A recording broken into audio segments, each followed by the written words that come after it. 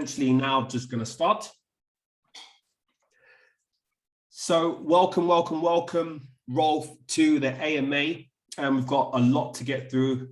You're extremely interesting character in terms of what you've done. You've become like a well-regarded, well-renowned artist, within the whole crypto NFT space. And definitely welcome aboard, and just definitely want to find out more in terms of what you're doing. So can you hear me? Yeah, absolutely, Ken. Oh, thank you. All your kind words. I appreciate it. And yeah, it's been a wild ride this past year, I would say. I've really started practicing crypto full time and just using my art in the crypto space. And really, it's been a wild ride, and I can't believe where it's taken me. So yeah, I mean, it's been great, and I can't wait to do more, but this is just the beginning. So absolutely amazing. So yeah, just maybe if we go back a little bit, don't know how far you want to go back, but just tell me more about as much as you can in terms of who you are, and obviously information about your artistic background and really how you got into this whole space. Yeah, sure. So I actually started, I am one of those individuals that in school, I knew this wasn't for me, right? I was going to school every day. I was, doing the bare minimum, and every day I'd be sitting there with my little notebook drawing and doodling. And at a very young age, I knew that traditional schooling was just not going to be my direction. It's just not, I suppose my brain doesn't think that way, and I never found it very interesting. So even at a young age, I knew art was something I was going to be doing for the rest of my life. But I was able to pursue it even through a collegial, I went through all the way through college to get a fine arts degree, and was able to use it for a couple of years in traditional, working on websites, web design, and graphic design for a couple of companies. And recently this year, I was able to start working on crypto, which has been, which I got into crypto actually around 2017, which was a terrible time because it felt like as soon as I got in, everything turned red. But that's okay, and I stuck with it, and I love what it does, and I think it's the future. So that's how it all started, and how I got to where I am now. That's amazing. I think we actually got in at a similar time then, right? I got in, I remember vividly, December, probably just before Christmas, December 2017. So I presume it's similar time. Yeah, actually, I think that's almost exactly the same time. I mean, really, when everybody was talking about it, right? So, but if everybody's talking about it, it might be too late. But it was around that time, I believe, which is a coincidence, right? No, absolutely amazing. So how did that work throughout from that 2017 inception all the way thus until, today? Or how did that movement occur from getting involved in the market? I presume you were, interested in the various projects that were taking place at that time. There's a lot of ICOs, right? But there wasn't really any talk of NFTs at that stage. So what was that transitionary period from your perspective, from looking at speculation aspect or interesting various projects for other reasons, to then movement to this whole digital art aspect, NFT and stuff like that? Yeah, so it started off as really just it piqued my interest. It seemed like, well, no one's in control of these finances, right? It's supposed to be decentralized. It's supposed to be you're in control of your own funds. There's no bank. There's no one telling you what to do, and that's how it really started. And it just piqued my interest. And really, I didn't understand it. It was just kind of like, okay, I got to put my money somewhere. So let's start off small. Let's put in a couple dollars every week. Being a poor college student, that meant a lot. But it really NFT seemed to really explode this last year or so. And I think it's because of, I want to say it's because of like the ownership of digital assets is something that's really piques a lot of people's interest. Because what is really art other than just when you see something or hear something or experience something, it's really just bringing you back to a time you've ever been before. It's like conveying a feeling that you have. And I think having an ownership of that nostalgia, that kind of feeling of, or the emotion that being invoked is having ownership of that is like it's a great feeling. It's and being able to show off what you have is another aspect of it that I don't think people really grasp yet. Yeah, really interesting because it seems like it's, you know, that initial aspect of decentralized first projects, whether it's protocols, infrastructure plays, so on and so forth. So it's more of this analytical approach where you're taking a look at numbers and stuff like that, where it's now really come and moved to this whole creative aspect, right? So using different aspects of your brain. So you kind of like merging both interesting environments into one. So it's interesting how things just really shifted. And it's quite compelling where it's not just that we're involved in this space just for a byproduct, which is financial returns, but it's really taken to that creativity, that art form, that nostalgia, as you mentioned. So how did that then, as you mentioned, really commence earlier this year with the NFTs? How did you really get into it? Did you just start designing aspects, or where did that really start then? Yeah, so I mean, I NFT wise, I've really just started this year because it piqued my interest, and I've been doing basically crypto design for the past year, and it just seemed like the right transition because I love illustrating, I love drawing, it's what I love to do, and it seemed like the proper next step from going from just designing websites, designing token symbols, designing banners, to designing something else a little more detailed, a little more interesting, and something with a lot more creative freedom. So that was really how I transitioned into it. And I had a couple of early NFTs that really didn't, they didn't really sell, right? So I just posted them up and I was like, I don't get it. People don't like it. But now there has to be a little bit of like a branding behind it, I think, and a showing that the artist really cares and wants to continue their sets. And I think that's why a lot of these NFT sets do so much better, is because the artist will continue. The artist wants to keep the set going and show the community that their work is, going to be going for longer than just one piece of art. Very interesting. And how did you showcase it? Were you literally just creating the arts and then collaborating with other projects in forms of NFTs, or did you have like some form of social presence and building up your name and reputation from there? What was that process like? Well, originally I didn't. Originally it was just I put out art and I just put it up there. I just put up what I had. I would DM some random people and be like, "Hey, what do you think?" Like, and the thing is, it took some time for people to respond. And at first, when you're unknown, it's really not much. It's tough. It's tough out there. And but as we continue, right, you start to build a community, you start to build a following, you start to build your name, and really you're also building your skill sets. I can't say that in the last year I haven't improved vastly, which I have, and I think that's the most important part, is that skill building as you progress through your journey, right, in your life. And I think that's one of the most important parts, is that progression that other people see and the potential for more art being made by you.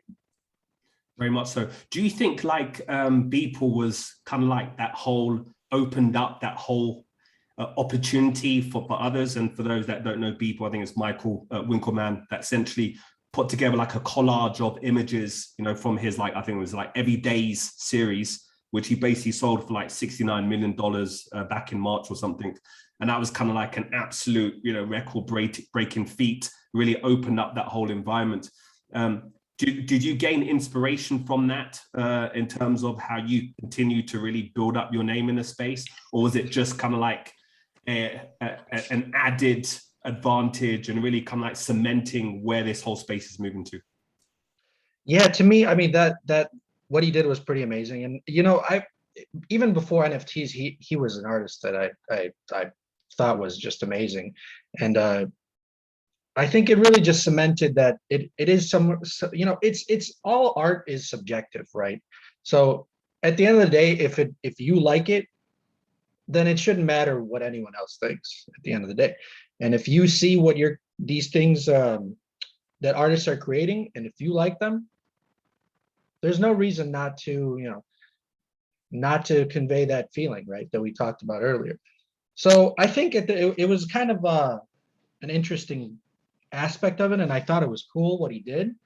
And I think it did bring a lot of eyes to the space, and which is a good thing, because I think now we see it kind of exploding even more, and etc.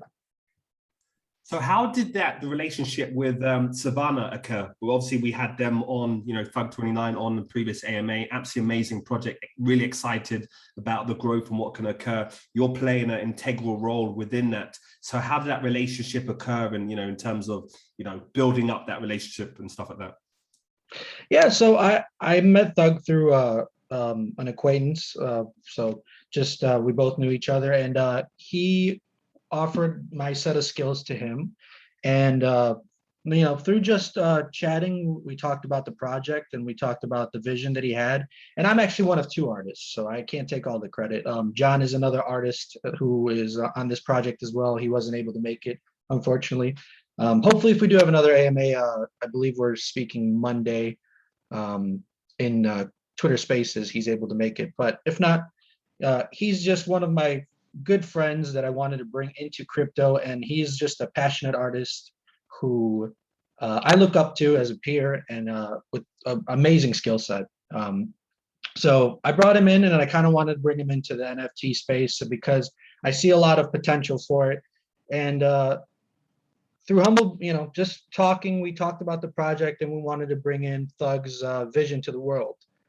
And through trial and tribulation, right? We kept on grinding at it, and now we have a product on our hands, and a great NFT set that I think people really love. So very interesting. Could you give like a rundown of your creative process in terms of that, having an idea and conceptualizing that into that art form? Yeah, absolutely. Am I able to share my screen? Sure, let me do that. Can everyone mute their sound as well, please?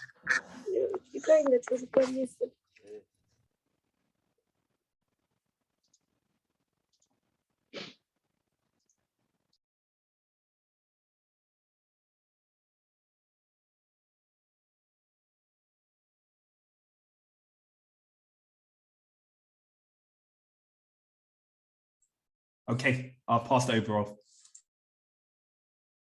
Yep. All right, great. So I guess let's start from humble beginnings of where it all started, just to sketch about what was going on in our heads, and what because the general concept was like we wanted to bring like a psychedelic alien star-based kind of feeling into this world, and this was the general first sketch that we had. And really, Thug saw it, and he was like, "This is it, right?" So he really enjoyed what he saw, and we started from there. And I have a couple of videos here that I can share. Are you guys able to see this screen? Yes, yeah, I can see. Okay, so here's just a simple process of John. One of the items he was making, it's actually the Greek robe. If you see here, it's a quick rundown about really how it starts, and a lot of layering, a lot of ideas constantly going through and taking it really bit by bit. I believe this is a 2-hour segment sped up into 30 seconds. So very interesting. And how long would that take you, for you to kind of like create this whole, design this art? What's that process like, basically, from the idea and then that timeline to have something like this? Well, it all depends, right? So the number of assets is a huge determining factor, right? So we have over, I believe, 115, going from eyes, head, I believe we call them totems here, body, skin, and background.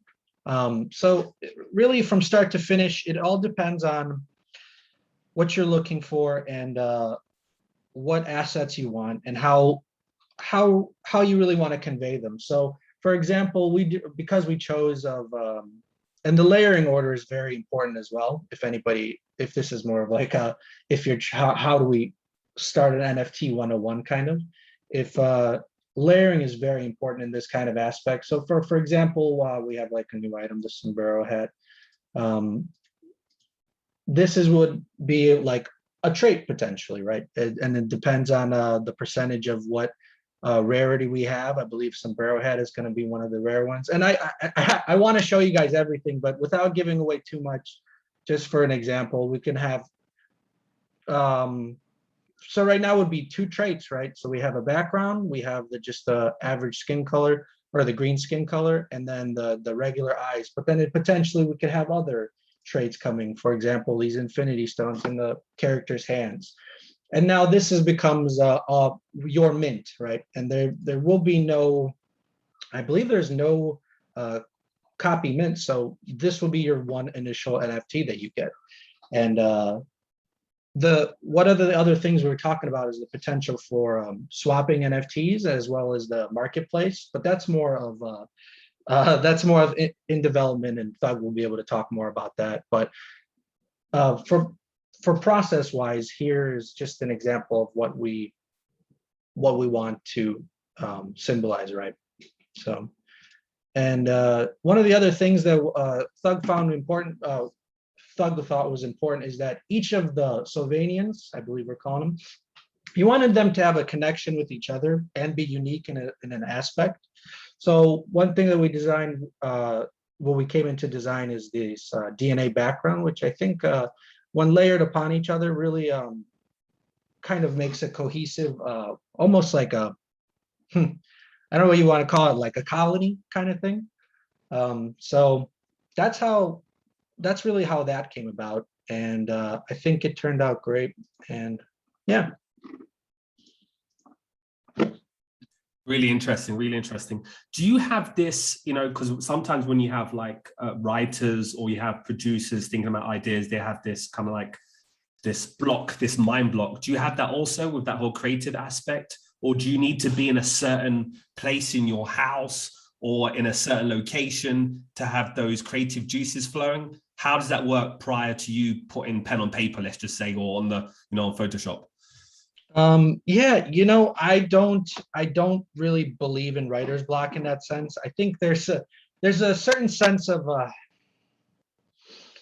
would say you just got to do it, right? Even if what you're going to put out isn't great, then you just rework it, right? There's some artists who they'll be like, oh, I can't think of an idea for 2-3 days, and I say, well, that's kind of baloney, right? I think you need to be always working. You got to be putting stuff on paper, pen on paper, pen on Photoshop, whatever you want to call it, and working through it, because it's better to have something than just sit there and be like, well, I can't think of anything. So I, at least in my eyes, I don't really never get writer's block or artist block, because I just always put something down.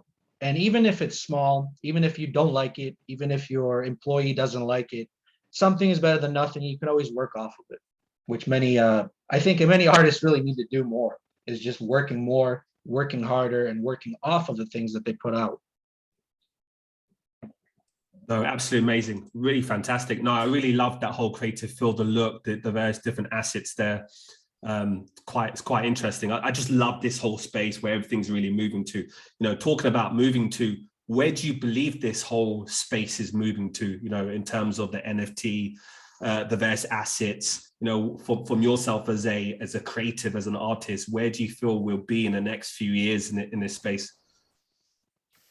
Oh, that's fun. I mean, that's a fun question, right? I wish I knew. I wish I knew, but really, I see a lot of adoption being like, as we start, kind of just the masses collecting their own NFTs.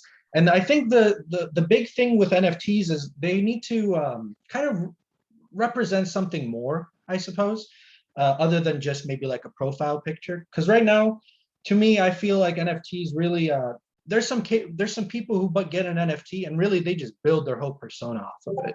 They really love what they really love. They really love what their character is, and they kind of build like a persona or like there's whole brand behind this image.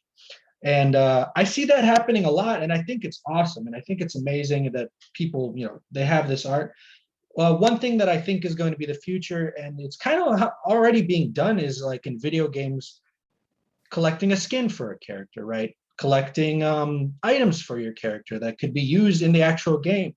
I think the gamification of this system is going to be amazing, and I think I don't know why game developers are kind of slow on this, which is I think is interesting, but I think that's really going to be the future is the gaming aspect of it. And like we're trying to implement chat rooms or trying to implement like a trade feature, and I don't see it, just showing off your NFTs, showing off what you bought, and showing off what you think is cool is I think a draw for almost anyone, right? As long as as long as there's something on the internet that you find interesting, that you find cool, I don't know why you wouldn't want to show it off. I mean, so that's why I just see the space going in the future. I think a lot of gamification, turning your NFTs into some sort of playable, usable, guess we'll call it, character or piece of clothing or that kind of, thing. No, it's interesting because I think in the whole, evolution of this whole space, I remember years ago, everyone used to talk about, when Lambo and when this and when that, right? So there's always this physical assets, like as a byproduct of doing well in this space. But we've just seen that movement towards not about this, physical assets right now. It's this virtual, right? It's the metaverse, the multiverse. Mm-hmm. And then and the main ultimate outlier is literally having your NFT, right? That's the stunt now, right? That's like, look at me, I have this phenomenal NFT, rather than look at me, I have this in the quote unquote real world. And I just see that massive transition. So when you have like the crypto punks or the Bored Ape yacht and stuff like that. In addition to that, we've heard recently, a few days ago, with Facebook now changing their name to Meta. I spent like an hour of my time to watch that whole presentation the other day with Mark Zuckerberg. So it's interesting to see where they're trying to move. Do you feel that this is going to help to provide a greater level of adoption and also more inspiration for creators? Because I think previously there were a lot of struggling artists, right? Creators that would find it really difficult to carve a career for themselves. But now all of a sudden, with this whole evolution that's occurred, where they can be able to, kind of like conceptualize an idea and really implement that in terms of an NFT art form. And then all of a sudden, there's this financial aspect to it. There's this level of like a reputation, a brand that you're building behind this. Do you feel that the whole metaverse with what Facebook trying to do will propel this? Or do you feel that it's going to be more just, okay, lipstick on a pig type thing?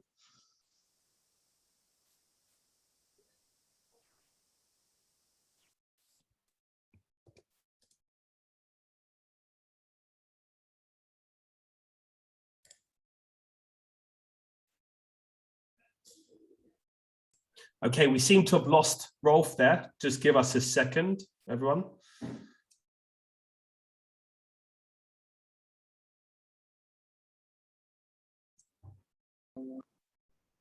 Hello, sorry about that. I don't know what happened there, but okay, amazing. I don't know what you heard from what I just basically mentioned last time. I was just saying that the massive evolution that took place previously years ago, where the focus was on the Lambos of the world, the Ferraris, and this physical form in terms of the assets as a success premium, right? In terms of doing well in this space, to now it's about, I have this phenomenal, scarce NFT. Look at me, that is the new stunt, right? And then adding that to the evolution of, a few days ago, Facebook coming out with their new change in their brand, their name to Meta. Do you believe that there'll be inspiration from the previously struggling artists that found it very difficult to carve a career in the space to now having phenomenal chances in this digital world? Where do you see this moving? And do you feel that this will help and propel the whole space? Yeah, so I mean, Facebook changing their name, right, and trying to adapt this whole metaverse thing.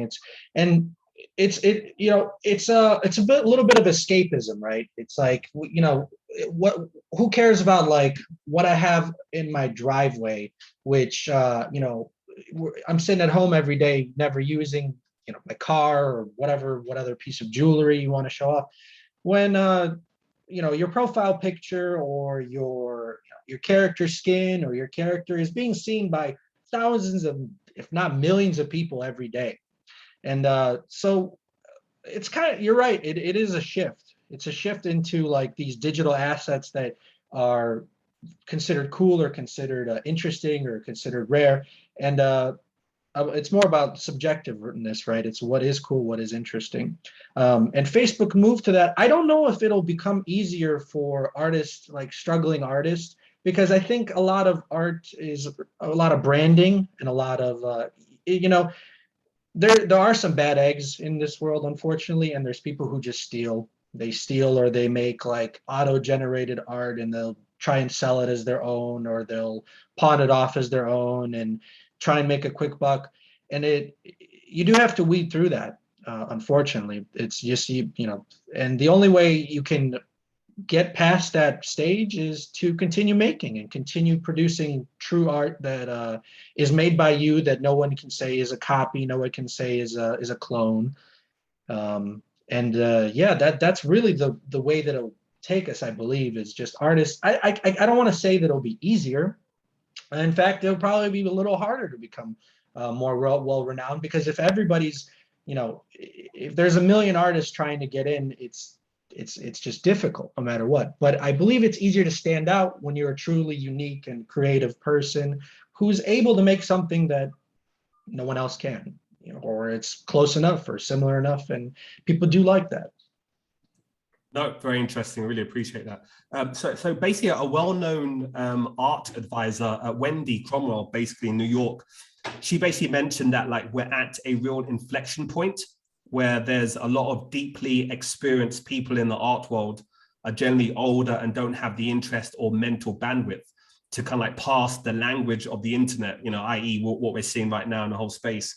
Do you believe that there will be a confluence between having this, as we mentioned, the skins, the avatars in this space, but then the higher end scarce with the brand and the community behind that will then connect and utilize the Christies of the world, the Sotheby's of the world to be able to sell these NFTs? Where do you see this going?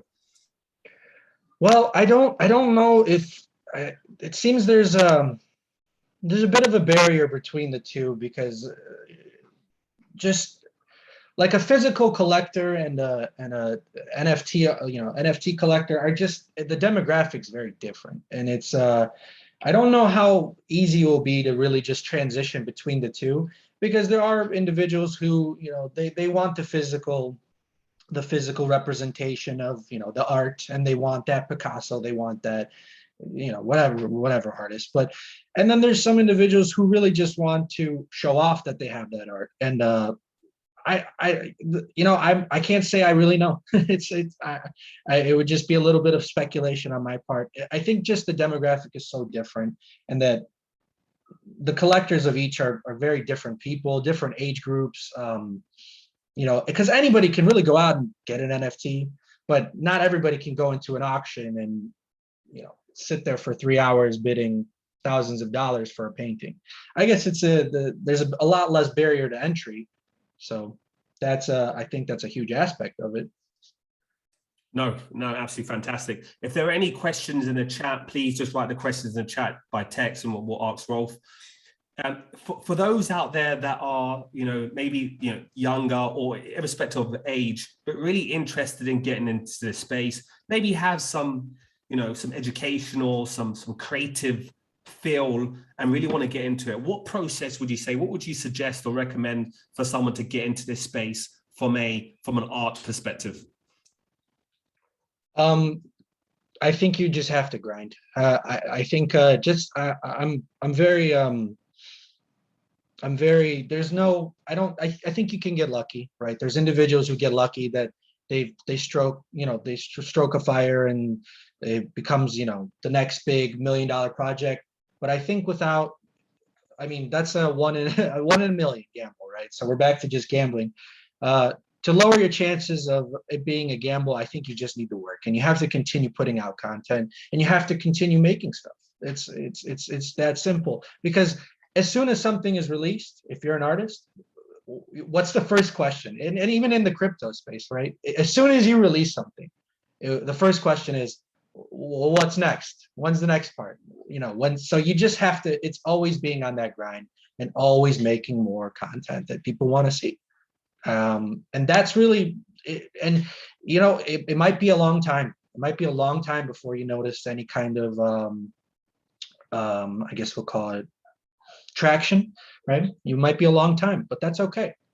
The fact that you're continuously improving, the continuously using your skills, that itself is a sign that you're growing, and is a sign that you're getting better, and that potentially you can hit it even bigger as long as you keep making.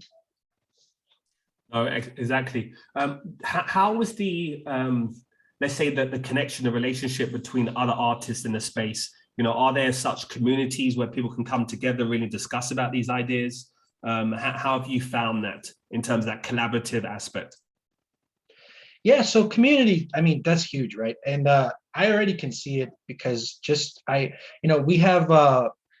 we have people on our Discord who are coming in from different NFT communities, and they're just chatting and having fun and having a good time. And I love to see it, right? And it's this kind of artist collaboration is, I think it's so amazing that we're able to do that. And that's kind of what we're trying to do is Sovana a little more, because we want these chat rooms for different, NFT artists if they want to create their own art, or NFT, we'll call it collabs, if they want to create their own rooms and have their community hang out in there. And what's cooler than being in a room that your favorite artist, your second favorite artist, right, was able to design and hang out with them and talk to them. A lot of people want to do that, and it seems it's a kind of a space that's missing, because a lot of places, especially like in their Discord and stuff, it's not as focused on other artists. It's really on only the one product. It's on their NFTs, their group of people, their friends. So I see that being one of the biggest draws is these collaborations that we're doing. And just for example, like the Thugbirds and the Solana Monkey businesses, like we see a lot of individuals with those profile pictures coming in, chatting and saying they love our idea, and they love that we have kind of similar traits coming in from both. So yeah. No, this is absolutely fantastic. I want some insights. I want some alpha from you, just in terms of the next thing that you're working on. Is there anything you can show us or tell us, or the direction that you're taking in terms of the next, NFT that you're working on from a design perspective? Yeah, I mean, so this is right. We have actually, me and John, we've been working for about 2 months now, I'd say, maybe even nearing 3. We've been working on 2 months for this, and we have all the designs finished, right? We have almost all the traits complete. We're just ready. We want to build our community. We want to make sure people really like what we made. And I already have a sheet with maybe like another maybe 100 or maybe even 120 more traits we can add in for the future, which I'm very excited to do, and I'm very excited to make. And if the community likes it as much as we do, there's absolutely no reason we won't do it. Like, we want to continue making our art. We want to continue creating these NFTs, these Sovanians, as we call them. Let me share my screen. Maybe I could show you some of the other stuff that we're working on. If you could allow me to share one more time. Sure. Let me do it now. Thanks.